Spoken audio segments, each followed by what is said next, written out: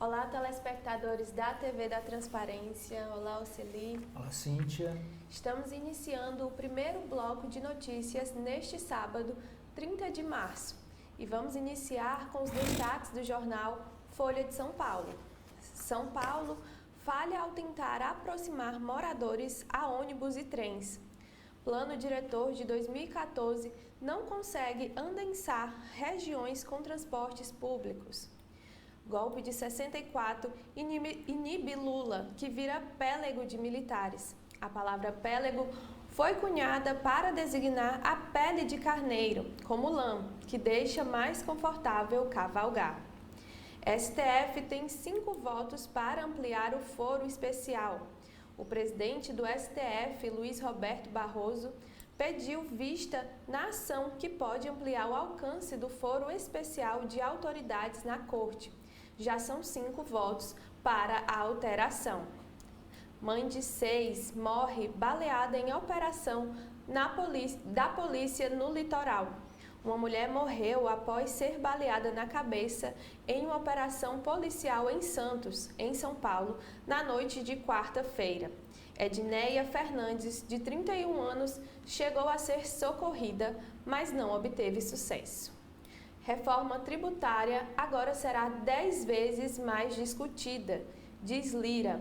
O presidente da Câmara dos Deputados, Arthur Lira, afirmou a um grupo de empresários no Paraná e Santa Catarina que o projeto de regulamentação da reforma tributária serão 10 vezes mais discutidos na Casa do que a emenda constitucional prolongada no ano passado. Há entraves ao etanol fora do Sudeste e Centro-Oeste. Apenas 30% dos carros flex no Brasil abasteceram com etanol em janeiro, segundo os dados do Datagro, abaixo do recorde de 41,5% de 2018. O combustível não teve preço competitivo, principalmente em estados do Norte e Nordeste, com menos usinas e incentivos fiscais. Agora vamos com o Oceli e os destaques do jornal O Estado de São Paulo. O Estadão, neste sábado de Aleluia, tem sua imagem principal esse edifício centenário em São Paulo, dizendo que é o seguinte: o centenário edifício Martinelli se renova à espera de visitas. Orgulho dos barões do café e símbolo da metrópole paulistana, o pai dos arranha-céus de São Paulo quer voltar a ser referência turística, gastronômica e cultural da cidade. Parte do terraço foi aberta para visitação e ingressos estão esgotados até junho. Mas a manchete principal do jornal é sobre segurança pública. Consumidor paulista paga R$ 4.540 por ano para custear segurança. Cada consumidor do estado de São Paulo paga, em média, por ano, R$ 4.540 para subsidiar os custos dos lojistas com segurança. O cálculo é do economista Fábio Pina, da Federação do Comércio de Bens, Serviços e Turismo de São Paulo, a FEComércio, e foi feito com base em estudos do Instituto de Pesquisa Econômica Aplicada, IPEA, e da Confederação Nacional da Indústria, a CNI. A estimativa leva em consideração os gastos dos lojistas com vigias e aparatos de segurança como câmeras, portas eletrônicas, assim como os custos indiretos, os investimentos em melhorias das lojas que deixam de ser feitos pela falta de segurança e levam a uma perda de faturamento. Em São Paulo, as empresas gastam quase 60 bilhões por ano com segurança direta, conforme o estudo apresentado. Roberto Godoy, jornalismo do país, perde seu brilhante repórter de armas e defesa. Godoy morreu em Campinas aos 75 anos. Ele enfrentou um câncer sem perder a coragem e o humor. Israel. Fim de subsídio a ultra-ortodoxo abala coalizão de apoio ao governo de Netanyahu. Decisão da Suprema Corte divide o governo. Judeus ultra-ortodoxos são subsidiados e isentos do serviço militar. Supremo Tribunal Federal. Tese a favor de extensão de foro tem 5 votos. Barroso pede vistas. Viagem a Israel.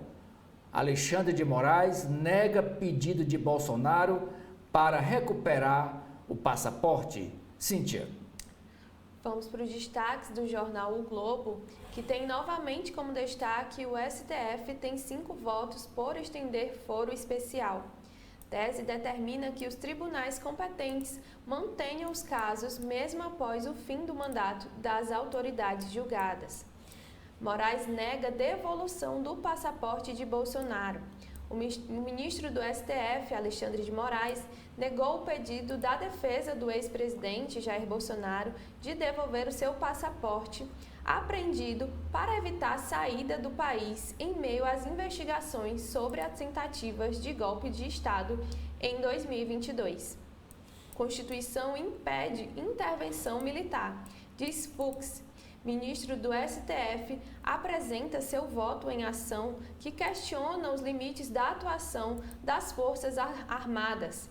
Fux afirma que os militares não são poder moderador da República e esclarece interpretações sobre o artigo 142 e as operações de garantia da lei da ordem. Guerra entre cerveja e cachaça no Congresso. Fabricantes de cerveja de um lado e destilados do outro travam disputa por imposto menor na regulamentação da reforma, relata Renata Agostini. Oceli. Bom, hoje o Valor Econômico não tem sua versão impressa. Nós vamos aqui ver quais são os destaques do portal do jornal. Alimentos pressionam a inflação dos mais pobres neste ano. Empresas. Regulamentação da reforma tributária opõe cervejas e destilados. Oppenheimer, do Vale do Silício, está lucrando com armamentos e inteligência artificial. Finanças. Dividendos no trimestre foram recorde, mas o que esperar do resto do ano? Internacional. Estados Unidos deslizam rumo a um capitalismo estilo chinês. Com relação à matéria principal, a manchete dos alimentos pressionando a inflação, o jornal diz o seguinte: após terminar 2023 no nível mais baixo em 5 anos, a inflação para as famílias de baixa renda, medida pelo Índice Nacional de Preços ao Consumidor, o NPC, deve encerrar 2024 acima da taxa do ano passado. Essa é a projeção da maioria de especialistas consultados pelo Valor Econômico, que apontam os alimentos como os grandes vilões para o bolso do consumidor de baixa renda neste ano de 2024. Depois de um 2023 bem comportado, os alimentos estão mais caros este ano devido à oferta menor, consequência dos problemas climáticos. No ano passado, alimentos mais baratos foram os grandes responsáveis pela taxa anual menor do NPC, que abrange famílias com renda entre 1 e 5 salários. salários mínimos mensais, e é calculado pelo Instituto Brasileiro de Geografia e Estatística, IBGE. Em 2023, o INPC avançou apenas 3,71%, menor taxa anual desde os 3,43% de 2018. Mas, em 2024, o INPC avançou de 0,57% para 0,81% entre janeiro e fevereiro e atingiu a mais forte taxa mensal desde abril de 2022, que foi de 1,04%. Com o aumento, o INPC em 12 meses atingiu 3,86%, maior resultado desde outubro de 2023, que foi de 4,14%.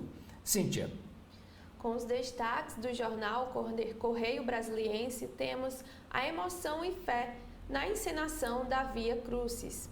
Cerca de 100 mil pessoas passaram pelo Morro da Capelinha, em Planaltina, para assistir à encenação da Paixão de Cristo nesta Sexta-feira Santa, marcada por muita demonstração de fé. O evento religioso contou com 1.100 atores e 300 pessoas na equipe técnica. Logo cedo, famílias de fiéis ocupavam os espaços, acendiam velas, pagavam promessas e faziam penitência nessa Semana Santa de 2024.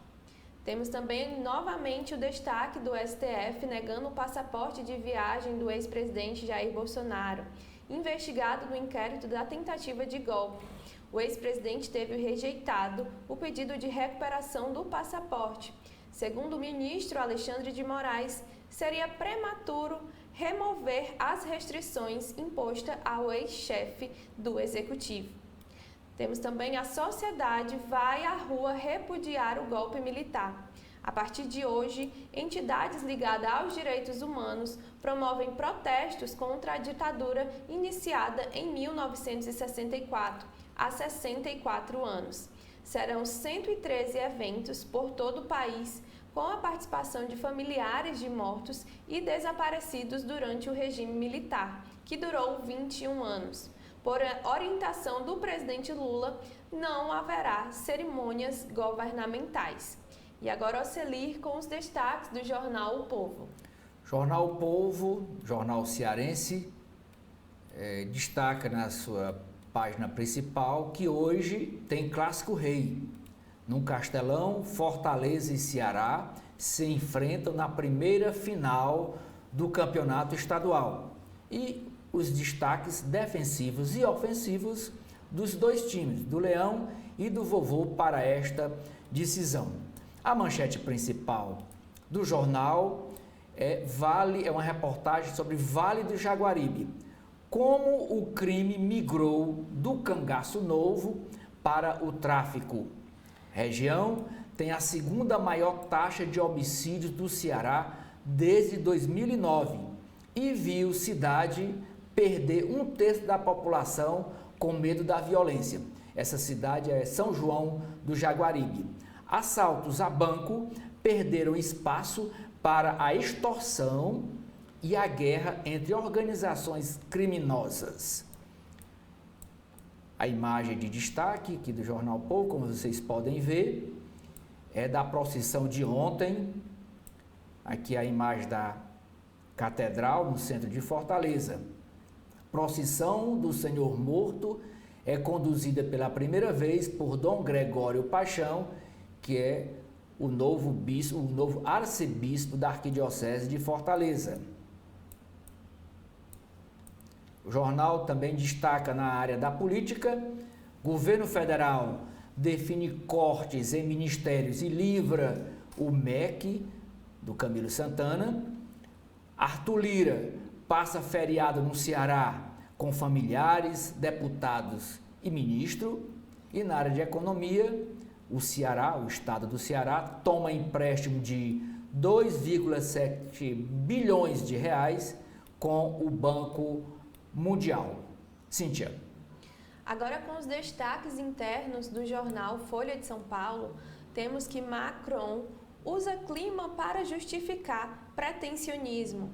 O presidente francês ataca acordo entre Mercosul e União Europeia, preocupado com as pressões do setor rural de seu país, que teme a competição externa.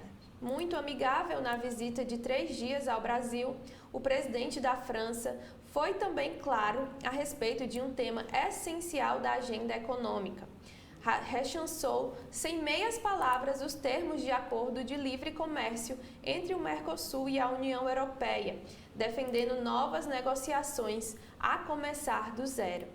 Para o mandatário francês, o acordo negociado há mais de 20 anos ficou antiquado e seria péssimo para as duas partes, pois olharia para o passado e não levaria em conta a biodiversidade e o clima. Macron disse que a França não poderá abrir seu mercado agrícola a produtores externos que não estejam sujeitos às mesmas exigências ambientais. Não se disfarça o pretensionismo, posição tradicional francesa, que sempre foi o maior obstáculo nas negociações. Com os destaques do Brasil, os NEM, taxas de jovens sem estudos e sem trabalho, demanda atenção ao ensino técnico e parceria com as empresas. Sem estudos e sem trabalho. Nesse limbo ambicioso encontra-se 19,8% dos brasileiros entre 15 e 29 anos, de acordo com a Pesquisa Nacional por Amostras de Domicílio Contínua Educação de 2023. O poder público pode implementar políticas para lidar com o fenômeno que impacta não apenas renda de 9,6 milhões de pessoas, como produz efeitos a longo prazo, quando se considera o envelhecimento da população brasileira e, consequentemente, o processo de perda do bônus demográfico. Segundo o levantamento do OCDE de 2023, entre 42 países, o Brasil tem o sexto maior índice de jovens entre 18 e 24 anos que não estudam e nem trabalham. Oceli. As páginas internas de hoje do jornal Estadão, começando pela coluna do Estadão, que é escrita pela jornalista Rosiane Kennedy, destaca caso Marielle. Congresso e governo são cobrados a propor reforma das polícias. O caso Marielle evidenciou que o crime prolifera no Rio de Janeiro com a anuência de integrantes do Estado.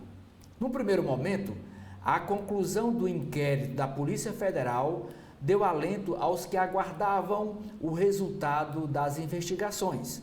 Mas, a partir de agora, força o Legislativo a discutir reforma das polícias e o modelo de segurança no país, na avaliação de especialistas do setor. Na página dos editoriais, o primeiro editorial tem o título A Rua da Esquerda está deserta. O esvaziamento das recentes manifestações convocadas pela esquerda vai além do erro de uma agenda fragmentada e dispersa. É também um sintoma de ausência de boas ideias. O segundo editorial, democracia exige moderação.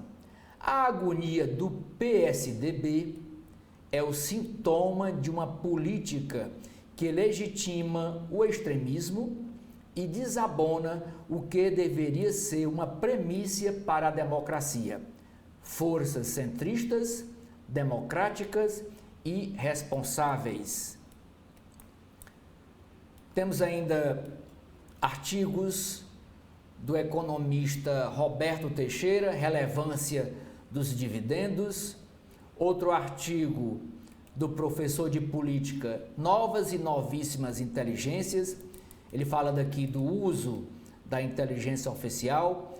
Ele diz o seguinte: não se trata de condenar ou absorver a inteligência artificial, mas de compreender os seus efeitos, que serão mais benéficos quanto mais educados forem os seus usuários.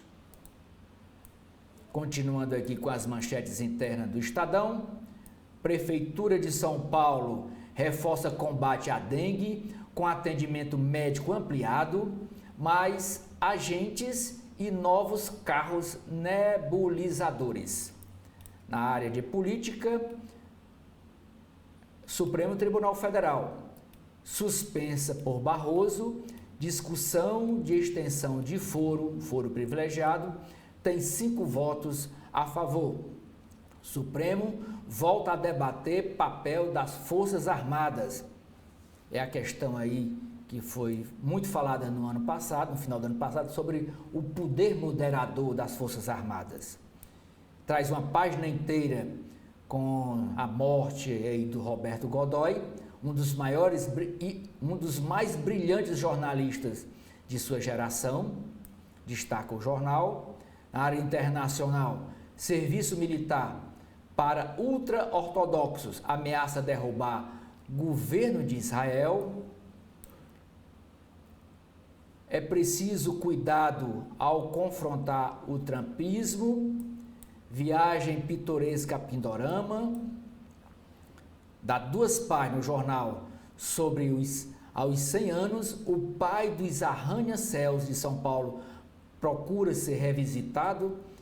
Esse símbolo aí dos barões do café.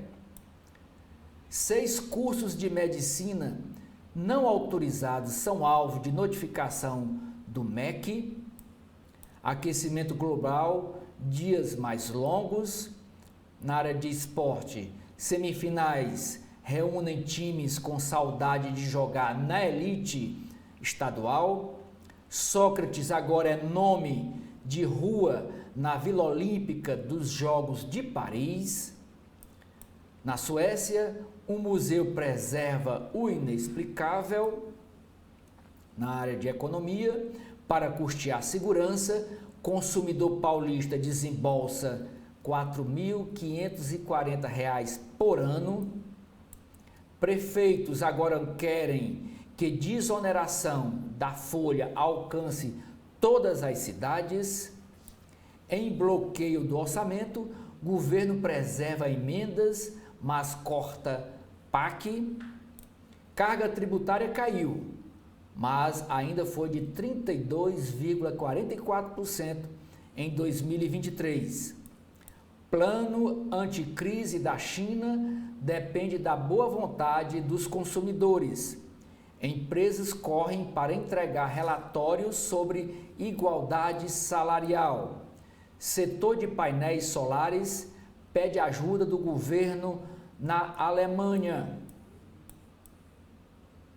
E para terminar, na área de economia, para aumentar as vendas, redes parcelam em até 10 vezes ovo de chocolate e bacalhau. Cíntia. Com os destaques internos do jornal O Globo, temos novamente que a Câmara tende a referendar prisão de Chiquinho Brazão. A decisão de manter preso o deputado acusado de mandar matar a vereadora Marielle Franco, foi unânime no Supremo. A Câmara dos Deputados deveria acelerar a análise e referendar a prisão do deputado federal Chiquinho Brazão, detido no último domingo em operação da Polícia Federal sobre a acusação de ser um dos mandantes, ao lado do irmão Domingos Brazão, do assassinato da vereadora Marielle Franco e seu motorista Anderson Gomes. Chiquinho está na Penitenciária Federal de Campo Grande, Mato Grosso do Sul. Pela Constituição, a manutenção de sua prisão precisa do aval da Câmara. Em seu parecer, o relator Darcy de Matos defendeu a prisão decretada pelo ministro Alexandre de Moraes e confirmada por unanimidade pela segunda turma do Supremo Tribunal Federal. Chuvas mostram que governos estão despreparados para eventos extremos. Cerca de 30 mortes no Espírito Santo e no Rio de Janeiro em consequência das chuvas que castigam o Sudeste desde o dia 23, revelam que, apesar dos alertas sobre riscos eminentes, os governos ainda se mostram despreparados para enfrentar fenômenos climáticos extremos, cada vez mais frequentes e letais. Ninguém pode alegar que não sabia da previsão de chuvas torrenciais. No dia 21, o Instituto Nacional de Meteorologia emitiu avisos de grandes perigos para a região metropolitana de São Paulo, litoral norte paulista e todo o estado do Rio. O Centro Nacional de Monitoramento e Alertas de Desastres Naturais advertiu sobre altas chances de inundações e deslizamentos. Chegou a afirmar que na região serrana do Rio havia condições propícias e chuvas semelhantes às de 2011, os mais arrastadoras da região, com saldo de mais de 900 mortos. O volume de chuva no Sudeste foi o mesmo exponencial. Em algumas cidades, choveu em 24 horas o esperado para o mês inteiro. Seguindo para os destaques, temos também Ditadura Nunca Mais. Amanhã, 31 de março, lembramos o aniversário de 60 anos do golpe militar de 1964. O presidente Lula, temendo reação negativa dos militares, determinou que a data não fosse mencionada pelo Executivo.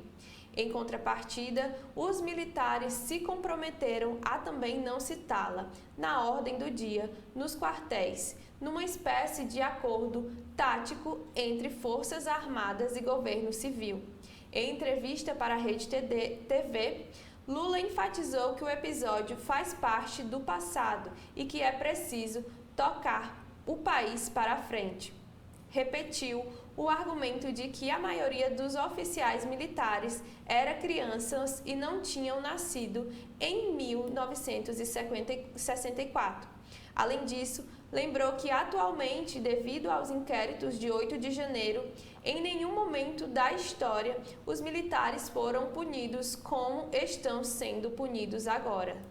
E indo para os destaques internos do jornal Correio Brasiliense, temos novamente em destaque o golpe de 64 e em destaque que gestão de Lula decepciona. As solenidades oficiais do governo para lembrar os 60 anos do golpe militar teriam muita importância. Teriam um peso diferente do ponto de vista da reparação do Estado que violou esses direitos e logo tem a obrigação de reconhecer os fatos pelos quais foram responsáveis. Este entendimento e raciocínio é histórico. Esse entendimento e raciocínio é do historiador e sociólogo Lucas Podretti, professor de História da Rede Pública do Rio de Janeiro. Oceli. Nos destaques internos do jornal O Povo, na coluna vertical, o assunto principal é a exoneração do deputado federal Célio Sturdat, pressionando por candidatura do PSD em Fortaleza. Ele foi exonerado da Secretaria da Proteção Animal e para ficar livre, para ficar à vontade para uma possível candidatura a prefeito da capital. Teto para reajuste de medicamentos em 2024 fica em 4,5%. Papa Francisco e a Semana Santa. Papa Francisco, de última hora, cancelou a participação na tradicional procissão da Via Sacra. China apoia Venezuela em processo eleitoral. O jornal traz uma reportagem de 2 páginas sobre a violência no Vale do Jaguaribe, do Novo, era conhecido como a região do Cangaço, do Novo Cangaço, hoje é a guerra de facções, e lá está o município mais violento do Ceará, que é São João do Jaguaribe. Muita gente já saiu da cidade para fugir das extorsões das gangues. Sob comando de Camilo, MEC escapa de bloqueio de verbas determinado por Lula. Alexandre de Moraes recusa devolver passaporte de Jair Bolsonaro ele queria viajar para Israel. Luiz Fux diz que Constituição não permite intervenção militar e nem encoraja ruptura democrática. Luiz Roberto Barroso, que é o presidente do Supremo, suspende julgamento sobre foro privilegiado. O Arthur Lira, presidente da Câmara Federal, passa feriado no Ceará com familiares, deputados e ministros. Aqui na foto ele aparece ao lado do deputado federal Júnior Mano e da mulher dele, que é a prefeita de Nova Jordana, que é a prefeita de Nova Russas. Saldo de contratação de jovens aprendizes no Ceará cresceu cerca de 60% em 2023. Investimento no ensino médio técnico abre um novo leque de oportunidades para os estados devedores para com a União. Com melhor receita no quarto trimestre, a Apvida reduz em 46% o prejuízo líquido em 2023. A Vale do Rio Doce compra participação da Semig na Aliança Energia e terá parques eólicos no Ceará. Ceará toma empréstimo de 2,7 bilhões de reais com o Banco Mundial para melhorar a gestão e fazer transição energética. Páscoa cearense, fartura e tradição no mercado, mostrando aí umas fotos de legumes e de peixes. Cláudio Ribeiro escreve sobre papel reina no futebol suburbano. Raio, que é um grupo da Polícia Militar, um grupo especial da Polícia Militar, encontra 25 quilos de drogas em teto de apartamento em Sobral. Prefeito colide contra árvore e é socorrido por moradores. O prefeito é de Pentecoste. O Dom Gregório, o bispo, conduz procissão do Senhor Morto pela primeira vez. Fortaleza tem vacinação hoje e amanhã, das 8 às 16h30. E para terminar, aqui o clássico é o destaque do Jornal de Esporte, o clássico rei de hoje. Arena Castelão terá palco do primeiro embate da final do Campeonato Cearense entre Fortaleza e Ceará. Hoje, a partir das 16h40, na Arena Castelão. Cíntia. Agora vamos para os comentários do dia com Edson Silva. Uma nota oficial do governo do Estado, publicada antes dos dias santificados desta semana, é uma punhalada nos professores da rede estadual que deveriam receber mais uma parcela de recursos do Fundef liberadas pelo governo federal.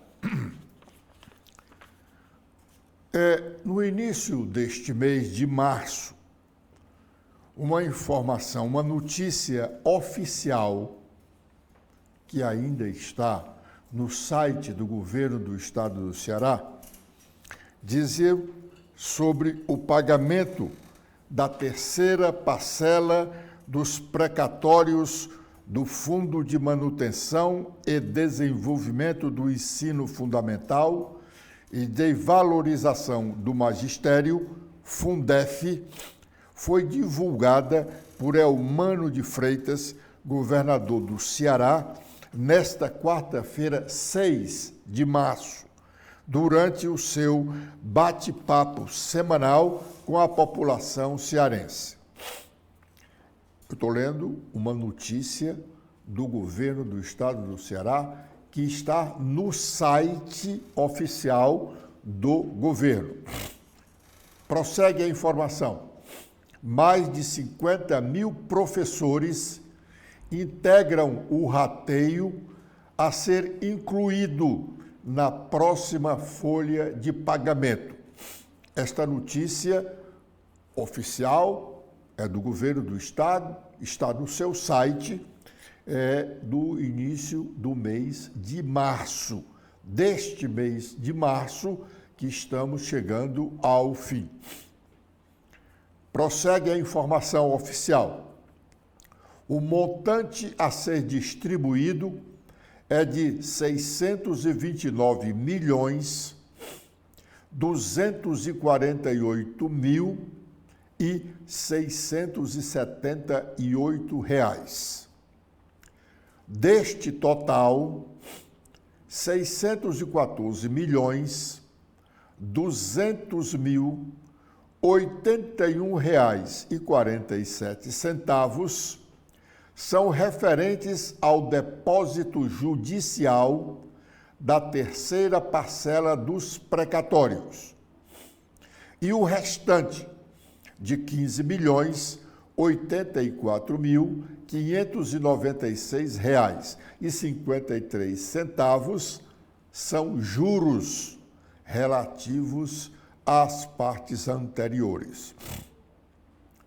De acordo com a norma vigente, prossegue a informação oficial que está no site do governo do estado do Ceará. De acordo com a norma vigente, do montante total recebido pelo Ceará, os professores recebem 60% repassados sem incidência de imposto de renda e com correção por juros de mora. Os outros 40% são destinados ao Tesouro Estadual para viabilizar outras ações de melhoria da educação, como investimento em estrutura para ampliação da educação em tempo integral. Eu estou lendo uma notícia que é oficial, pois está lá no site do governo do estado do Ceará. E segue a informação. Aspas. Nós vamos garantir celeridade porque os professores querem receber seus valores, que são direito deles. O nosso trabalho é para que na próxima folha esse pagamento aconteça para professores e professoras do estado do Ceará. Esse gesto é um gesto de reconhecimento aos nossos professores e nossas professoras. Fecha aspas, afirmou Elmano de Freitas. São 50.248 professores beneficiados, a mesma quantidade do último pagamento. Essa quantidade de profissionais refere-se aos que estavam ativos entre 1º de agosto de 1998 e 31 de dezembro de 2006. Além dessa, outras 2 parcelas foram pagas. Em fevereiro, 745 milhões e agosto, 941,7 milhões. Isto referente ao ano de 2023. Os profissionais sem vínculo recebem por meio de lotes de pagamento avulso. Os professores contemplados, conclui a nota, a informação oficial que está no site do governo do estado do Ceará. Os professores contemplados podem conferir todos os detalhes sobre o recebimento do dinheiro dos precatórios a partir da sexta-feira, 8 de março passado, às 15 horas, nos sites precatorios.seduc.ce.gov.br e www.seduc.ce.gov.br. Conclui a nota ou a informação que está no site do governo do estado do Ceará. Pois bem, antes dos dias santificados desta Semana Santa, o governo publicou uma nota oficial. Essa nota oficial, ele diz: as secretarias da Educação, SEDUC, e do Planejamento e Gestão, CEPLAG, do Estado do Ceará, informam que, por questões técnicas, não será possível efetuar o pagamento da terceira parcela dos precatórios dos professores da rede estadual de ensino no próximo dia 1º de abril, conforme divulgado previamente. As secretarias informam que estão trabalhando para que o pagamento seja realizado o mais breve possível, conclui a nota oficial. Isso aqui é um atestado de que o governo está com suas finanças muito combalidas, muito enfraquecidas. Aliás, isso nós já dissemos aqui há algum tempo, desde o ano passado, e por várias vezes. E aparecem algumas pessoas para dizer que as finanças do Estado estão muito boas. Não estão. Isso aqui é uma prova disso. Essa história de dizer que por questões técnicas não será possível, um mês, o governo publicou essa notícia que eu acabei de ler no dia 8 de março. 8 de março. Hoje nós estamos no dia 30 de março.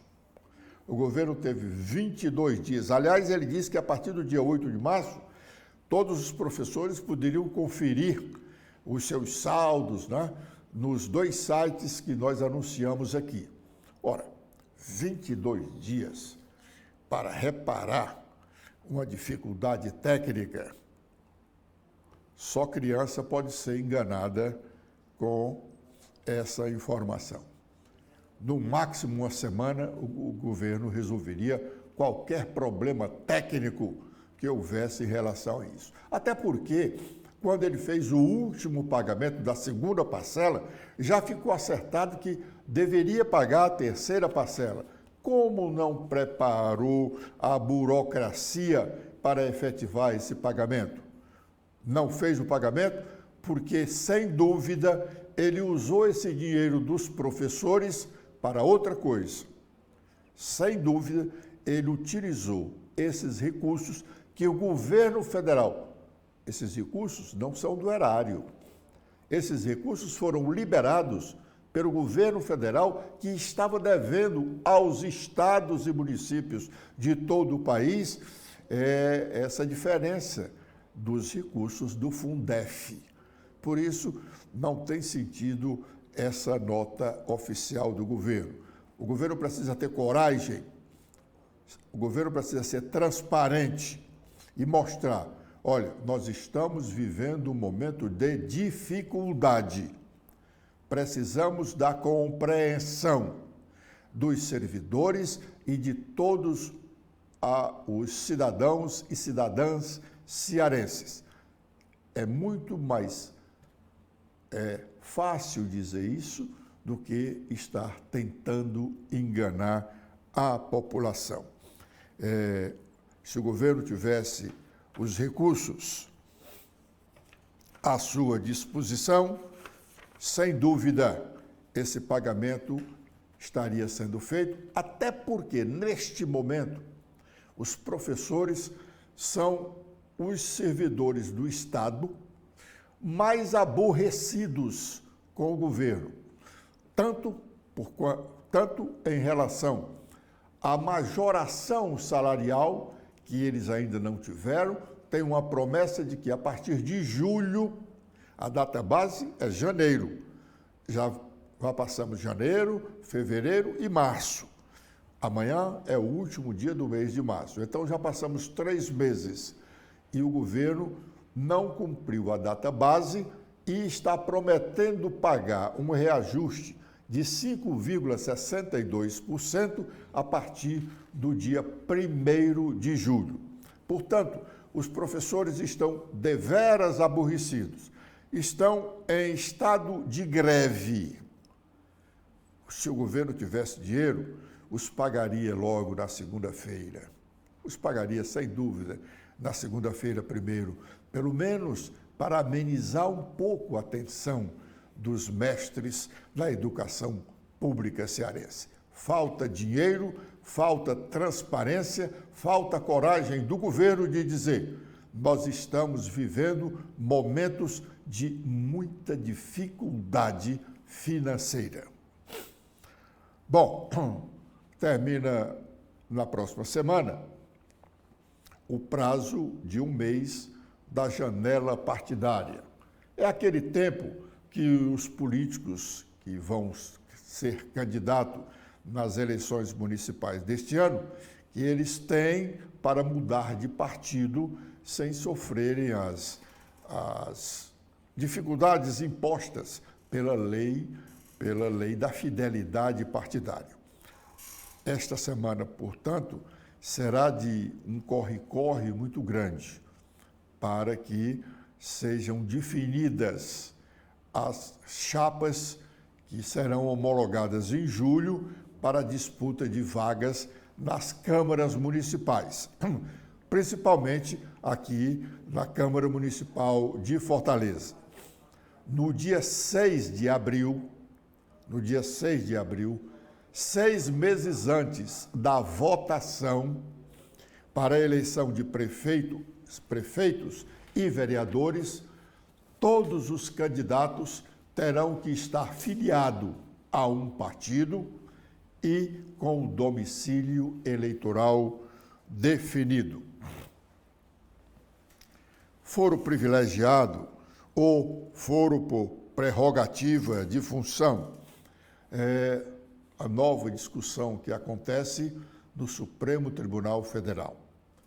Há 6 anos, o Supremo Tribunal Federal decidiu sobre essa questão e estabeleceu quais as figuras que teriam o foro por prerrogativa de função na Corte Suprema Nacional. Agora, o mesmo Supremo, renovado com 3 novos ministros, volta a discutir esse tema. Isso não é bom para o sistema democrático brasileiro. Nós precisamos de segurança jurídica. E a Corte Suprema brasileira não pode estar a cada 5 anos, revendo suas decisões e decisões importantes ou importantíssimas, porque são no campo político. O que está se dizendo aí, que essa revisão que está sendo feita agora é para fazer com que o ex-presidente Jair Bolsonaro fique com foro privilegiado, portanto, sendo processado e julgado no Supremo Tribunal Federal. Nós precisamos de segurança jurídica. Hoje, o cidadão precisa saber o que ele fizer, algo que vá contra a lei, daqui a 5 anos, ele será punido com as regras que estão estabelecidas hoje. E não ficar na dúvida se, porventura, ele tiver o infortúnio de praticar um crime, daqui a 5 anos, não sabe a que legislação ele está sujeito. O Supremo Tribunal Federal, pelo menos nesse caso, precisa rever sua posição e decidir que sua decisão não pode ser revista daqui a mais 2, 3, 4 ou 5 anos. Precisamos de segurança jurídica. O deputado federal Célio Sturdat, do PSD, não é mais secretário do governo Eumano de Freitas. Pela segunda vez, ele pediu demissão do cargo.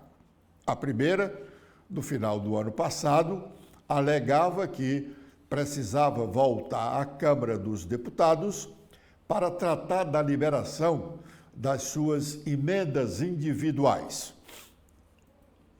Foi exonerado, não voltou imediatamente após o encerramento da sessão legislativa em dezembro passado, passou o final do ano todo ausente do secretariado, voltou agora recentemente, voltou a ocupar o cargo. E já na terça-feira pediu exoneração. Ou ele está brincando de ser secretário, ou o governador Eumano não está ligando para o que se pensa do seu governo e deixa um secretário indo e vindo, um secretário que não fez praticamente nada no curso da sua gestão. Aliás, a secretaria dele foi criada para atender o interesse político, que era de albergar o PSD do ex-vice-governador Domingos Filho no grande guarda-chuva do governo. Foi criada a secretaria, ele assumiu depois de algum tempo da secretaria criada, demorou muito pouco tempo, não fez nada. Aliás, a secretaria nem tinha sede. Colocaram ela lá no centro de eventos. A secretaria não tinha quadros, continua sem quadros.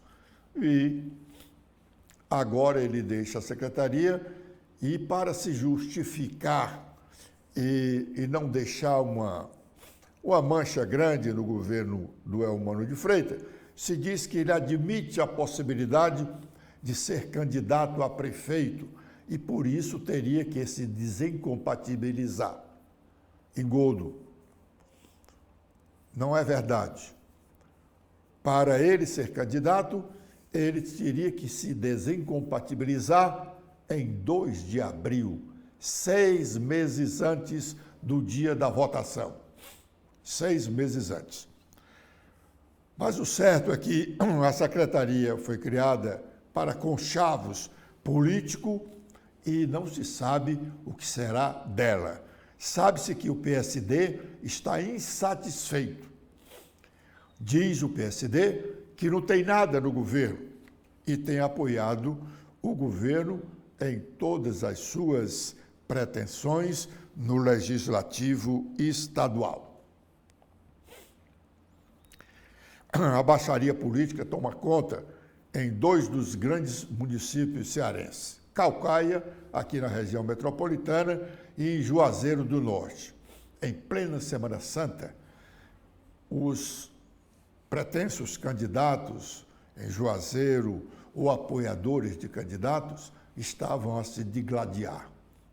Aqui em Caucaia, o vice-prefeito postou um vídeo aí nas redes sociais chamando o prefeito Vitor Valim a negar que tenha servidores fantasmas no seu gabinete e que tenha uma grande quantidade de carros alugados à sua disposição. Aliás, ele veio a público com esse vídeo, porque levantaram lá no município uma velha questão em que ele, Deusinho, foi um dos acusados há décadas. O Ministério Público Estadual pediu o afastamento de todos os vereadores de Caucaia porque estavam se locupletando com dinheiro público. Todos eles tinham carros, não era um carro, todos eles tinham carros alugados pela Câmara Municipal à disposição deles. Por isso, o Ministério Público pediu o afastamento de todos eles. E dentre eles estavam o hoje vice-prefeito Deusinho Filho, que é pretenso candidato a prefeito e adversário do prefeito Vitor Valim. Em Juazeiro do Norte, o centro é o deputado Fernando Santana, que teve o nome lançado como provável candidato a prefeito da terra do Padre Cícero. Recentemente, ele foi abordado por um dos repórteres de lá e, em vez de responder à indagação, que não era muito atraente, muito boa para ele, ele pegou um texto e mostrou para o repórter, dizendo que estava rezando para Nossa Senhora. E o vice-prefeito de Juazeiro interveio e discutiu com o repórter lá, um dizendo que eu sou valente, o outro disse, eu também sou valente, o outro dizia, eu sou doido e meio, se você é doido, eu sou doido e meio. Tamanha baixaria num município grande como é Juazeiro do Norte, que pode até ter segundo turno nas eleições deste ano. No final, antes da Sexta-feira Santa, o presidente francês Emmanuel Macron encerrou sua visita oficial ao Brasil. Ele esteve em Brasília em eventos oficiais, depois de ter participado de eventos oficiais no Rio de Janeiro, onde fez o lançamento, ele e o presidente Lula fizeram o lançamento ao mar de um submarino com tecnologia franco-brasileira. Ele esteve em São Paulo, no encontro com empresários, e em Brasília, primeiro, uma visita ao Palácio do Planalto, onde condecorou a primeira-dama brasileira, Janja da Silva, e ouviu um discurso do presidente Lula. Tenho uma gratidão muito especial pelo presidente Macron, porque não o conhecia, não era presidente da República Brasileira. Quando tomei a decisão de fazer uma viagem para a Europa, o presidente Macron me recebeu na sala dele como se eu fosse alguma coisa importante. Eu ainda não era nem candidato a presidente da República. E depois dele, o Olavo Scholz me recebeu, depois dele o Pedro Chance. E isso marcou muito a minha vida e o respeito crescente que eu tenho pela França só aumentou a partir do gesto do presidente Macron. É motivo de grande alegria retribuir a hospitalidade que eu e minha comitiva fomos recebidos em Paris quando participei da cúpula para um novo Pacto Financeiro Global em junho passado. Ao longo dos últimos 3 dias, realizamos uma extensa agenda que incluiu passagem por Belém, sede da COP30, Itaguaí, onde temos o ProSub, e agora Brasília, para uma visita de Estado.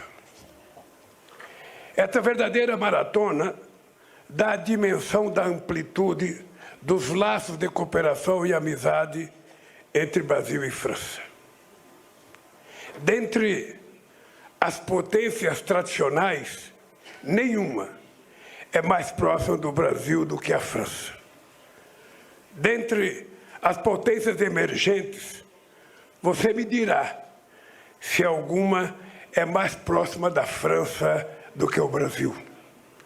No atual contexto de grande complexidade do cenário internacional, o diálogo entre nossos países representa uma ponte entre o Sul global e o mundo desenvolvido, em favor da superação de desigualdades estruturais e de um planeta mais sustentável.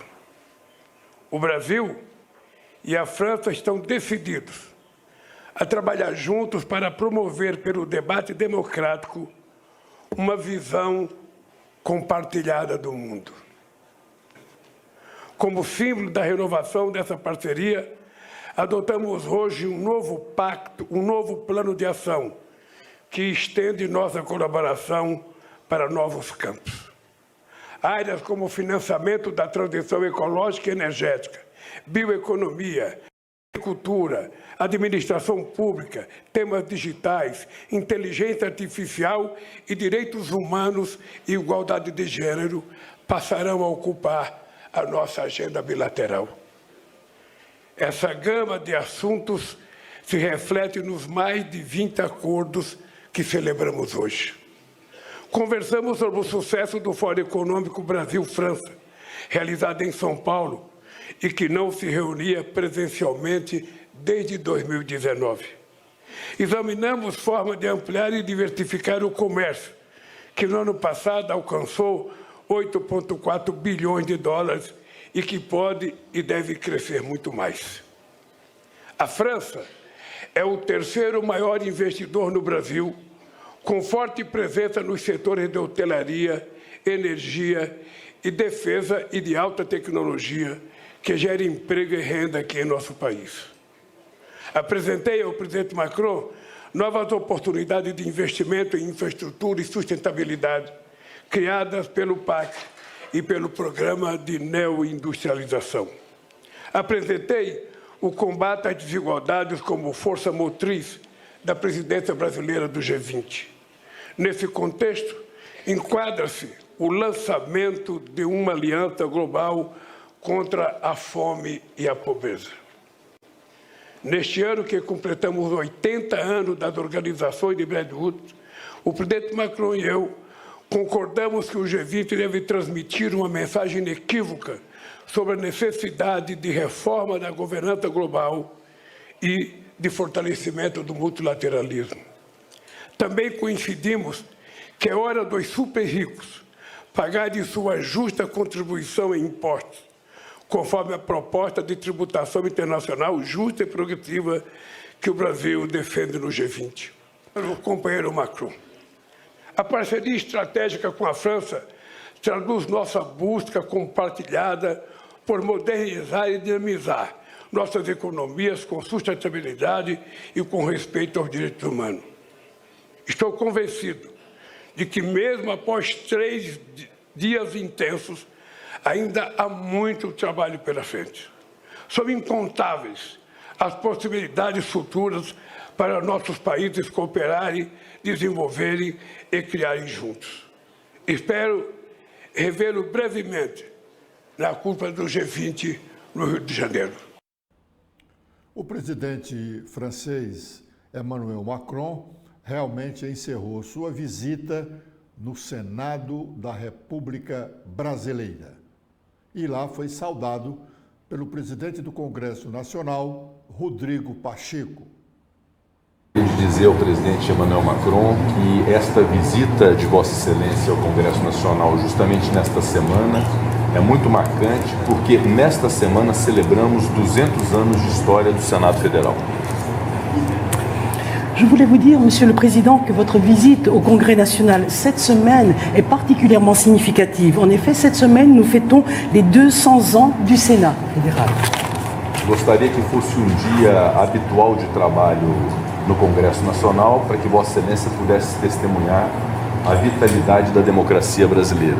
Mas hoje é um feriado no Brasil e, naturalmente, nós estamos aqui com uma certa ausência, infelizmente. Mas como ele virá noutras oportunidades ao Brasil, gostaria desde logo de deixar o convite para que possa estar conosco num dia de sessão do Congresso Nacional. Bom, E o ex-presidente Jair Bolsonaro não vai a Israel. O governo israelense havia convidado o ex-presidente da República para visitar o país. Era como se fosse uma represália ao presidente Lula, que há pouco tempo andou fazendo comparação com essa guerra de Israel com o Hamas ao Holocausto. E isso aborreceu todo o governo israelense.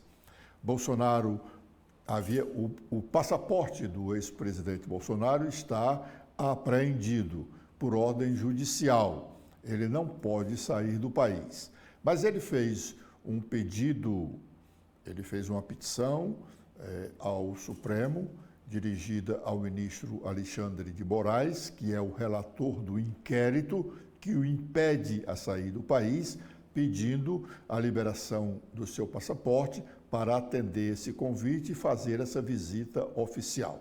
Na verdade, não tem nada de visita, coisa nenhuma, era só uma provocação ao presidente Lula por conta do seu discurso, comparando a guerra de Israel com o Hamas ao Holocausto. E o governo israelense não gostou, como eu já havia dito. O Bolsonaro não tem nada a visitar o Israel. Era uma provocação e razão tem, óbvio, o ministro, porque era um passeio. Para quê? Se ele está impedido de sair do país, por que liberar o passaporte para ele fazer um passeio, fazer um tour por Israel?